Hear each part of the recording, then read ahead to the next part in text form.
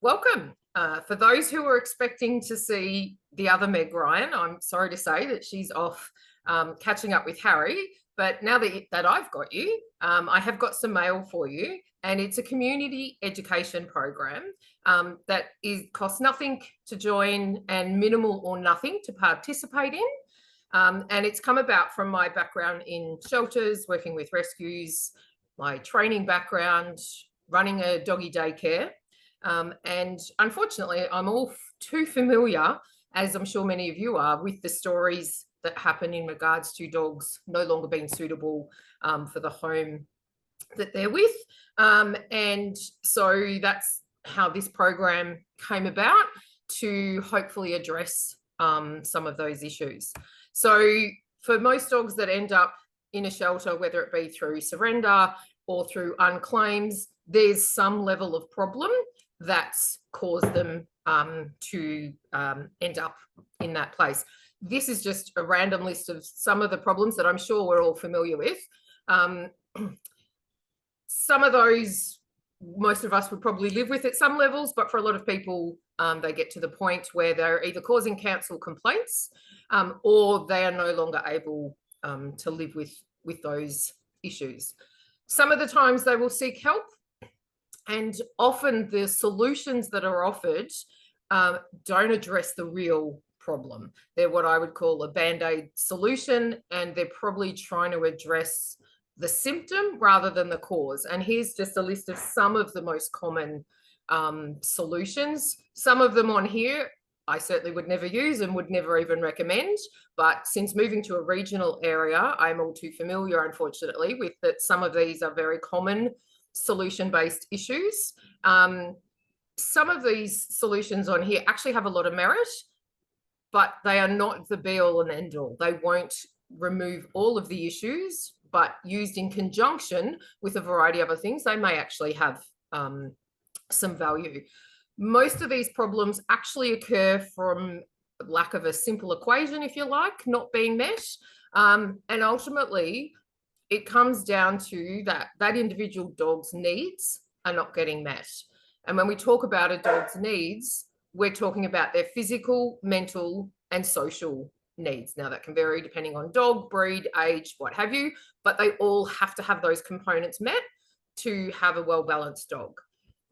That has to be balanced out against the caregiver. Now, the caregiver may be a shelter, a rescue organisation, or a household. And their needs are limited to their resources. So that's time and money often, and the level of commitment that they have to put in to meeting their dog's needs. Now, over the life of the dog and where they are, that can change. So that's the environment. So a dog in a shelter, its needs are going to be very different to one that's in a home, that's one's in a foster home, or one that's at a breeder. So it is a fine balance to actually get that equation, if we want to call it that, level and equal, that everyone's needs are being met and that it can be contained long term. So what the campaign of Just Let Them has targeted 3 of these categories that dogs often fall into throughout their life.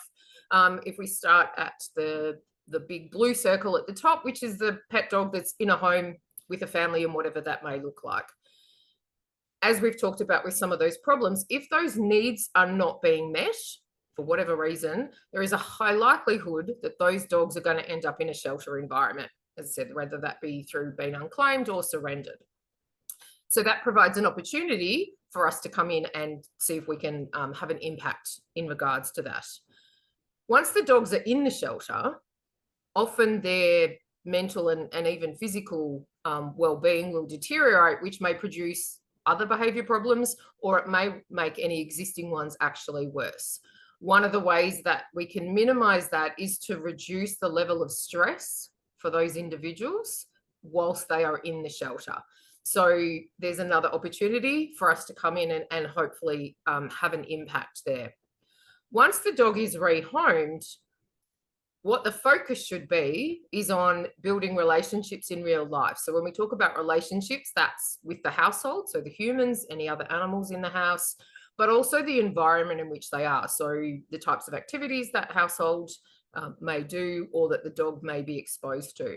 Because ideally, we want to stop those rehome dogs going back to the shelter as a return. So those first few weeks are actually quite vital to develop that. If we get through those first few weeks and they're now moved into the blue circle where they're a pet dog, we need to ensure that the circle doesn't repeat, and that then if their needs are not met, we're just going to see a repetition of this. So that's where the Just Let Them campaign sits, right in the middle, covers all of these categories. So the first stage of this program is that there is an ebook written directed for each of these categories. So we'll just have a quick look at what that will look like. So the first one, so this is directed at the dogs that are, we would call the pet dogs. So they're in a home with a family. Maybe they've had a council complaint. Maybe they've contacted the shelter because they're considering rehoming it, or they've approached a trainer because they've got some of these issues. They've tried some of those solutions and they're not getting to the cause of the problem, because potentially the needs of that dog is not being met. So the idea behind the 21-day challenge is it's a list of activities broken down by weeks that people pick and choose what day they do it, when they do it, and they're addressing the physical, mental, and social needs of the dog. So people may change them slightly or pick which certain ones as more appropriate to meet them. The selection of these activities, whilst they may look random, have actually come about through study in scientific research on showing how we can meet the needs of a dog. So they might look simple, which is good because then people are more likely to take them up, but there is actually a science behind them. So an example of one of the Just Let Them is just let them have a 30-minute sniffing walk. It's not about a 3K hike where you know, that's what the human needs, but what the dog needs is to get out of the house and exposure to the environment and the world, and a 30-minute sniffing walk will absolutely make that, and will actually in most cases be more tiring for a dog than a 3K power walk. Another example would be just let them do a treasure hunt for their dinner. The most boring thing you can do is put their food in a bowl. It's over within 10 seconds, 3 seconds if you own a Labrador. But if you can engage their senses, their sense of smell, as well as their taste and their eyes, by hiding their food, whether it be inside or outside, and have them go search for that, that again will take more out of them than just a quick eating out of a bowl. So there's again, the list goes on a variety of these activities that people can pick and choose. And then we encourage them in the book to select a few of their own, just let them. So tailor something specific to their dog. So the next group, if they don't take up this challenge and they don't meet the needs of their dogs, unfortunately, they may end up in the shelter.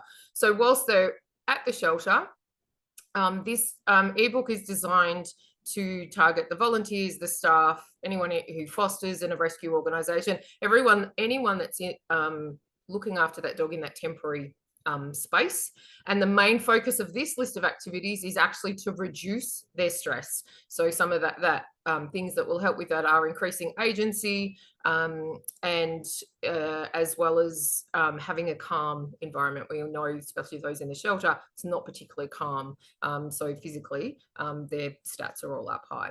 So some examples of what we would see there is just as simple as just let them join you for morning tea. So pull out a different dog each time, or lunch. Just let them come and sit with you, whether it be outside, in the tea room. Don't have to do anything with them. We're not targeting some of those solutions that we saw at the beginning, which is about you need to do obedience training, or you need to put them in a crate. They just need to have some downtime with humans, just to allow their body to rest from what's happening in the shelter themselves, but also so to allow their brain to reset. Another simple activity is just let them get some time in the sun. So it's a nice day. It's certainly not a nice day here today, but whenever the sun is out shining, if you can just take them out. Again, it doesn't have to be about a walk. Doesn't have to be, and a lot of dogs in the shelter are going to pull and don't walk well on a lead, so it's not a good experience for either of them. Just get them out of their pen, away from the noise, and get some vitamin D by just having some quiet time in the sun. The staff or the volunteer, can read the paper or do whatever that they want to do in that 5 or 10 minutes. But for the dog, it's actually getting away from the environment that they normally live in and getting some exposure to the elements outside. If we're successful in reducing some of the stress in the dog and they get adopted, then the focus for the rehome dogs is about just letting them get connected with the relationships, as I said, through the household and the world that they're now going to be exposed to. So the focus in those first couple of weeks is not about getting them out, going out and meeting everyone, all the family and friends, and taking them lots of places. That might be something that happens down the track, but in those first few weeks, their world should be kept smaller and about the people and the environment that they need to deal with, making sure they are comfortable with that before you take them out to the bigger world. So a simple just let them activity for this group of dogs would be just let them help you collect the mail. So I live in a rural area, so down to my letterbox is a bit of a walk, but even if you're in suburbia, put them on a lead, go to the letterbox, bring them back. You don't have to worry too much if they don't walk perfectly on a lead. You don't have to worry about encountering other dogs, traffic, whatever else may be overwhelming for the dog at the time, but it starts to create a relationship with the dog and the new owner that their world is different to what it was before. Another just let them activity is just let them watch the activities at the park.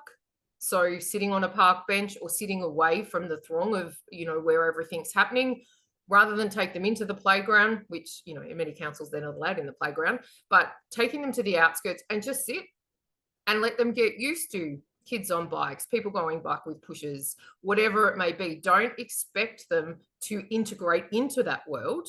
Just let them sit back, get used to the sights, the sounds, the smells, and there's value in the human actually doing the same activity. So, this ebook is probably around the 2 to 3 weeks up to a month that this is what should be concentrated on. Then they could move into the 21-day challenge if they wanted to. With all of these activities, they are targeted for the group of the dog. So there is some variation, even though some of the activities might seem similar. They have been chosen for a particular reason. For most of them, it doesn't matter if people mix them around and about, but the idea behind the just let them activities is that it doesn't become a chore. It's not something else on somebody's to-do list that they've got to go, oh my God, I need to do this. The ease of these activities, whilst there's huge benefits to the dog, the benefits to the human is that they just become part of their life. So every day you go down to collect the mail, the dog comes with you. If your ultimate aim is that your dog can do that off lead, that is awesome. But that doesn't have to be everybody's aim, and it may not be suitable for everyone. So like brushing your teeth, or for those of you who make your bed every day, it's just what you do. So some of these activities with the dogs are just what you do rather than creating more work for yourself and the household. I've had some examples when there's kids in there where we encourage the kids to just let them read their reader to the dog. So they just sit on the floor, dog's with them, and they read the book aloud, and the dog gets to join in that. So it encourages the kids, especially in this rehomed group, to do their homework, depending on their age, but it creates that downtime and starts that relationship for both parties. So in simplified version, that's what the ebooks are about. As we move through phases, there will be other elements to the program. But what I would love to get everyone board to, if they are on social media, is to follow us on Instagram.